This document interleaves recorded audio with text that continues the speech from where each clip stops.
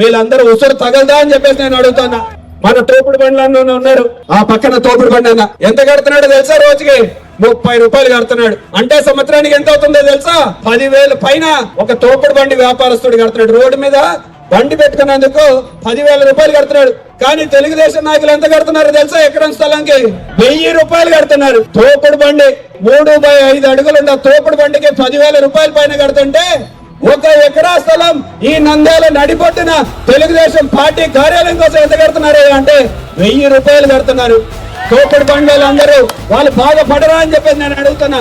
ఈ రోజు చిరు వ్యాపారస్తుల దగ్గర నుంచి కూడా డబ్బులు దండుకుంటున్నారే, మీకు సిగ్గన్ పీడ లేదా అని చెప్పేసి నేను అడుగుతున్నా. మా హయాంలో చిరు వ్యాపారస్తుల దగ్గర నుంచి డబ్బులు వసూలు చేయొద్దు, గేట్లు వసూలు చేయొద్దు అని చెప్పేసి మేము తీర్మానం చేస్తే, ఈ రోజు కౌన్సిల్ తీర్మానం చేస్తే ఆ కౌన్సిల్ ని పక్కన పెట్టి ఈ రోజు వ్యాపారస్తులందరి దగ్గర నుంచి డబ్బులు వసూలు చేస్తున్న మాట వాస్తవం కాదా అని చెప్పేసి వ్యాపారస్తులు చెప్పమని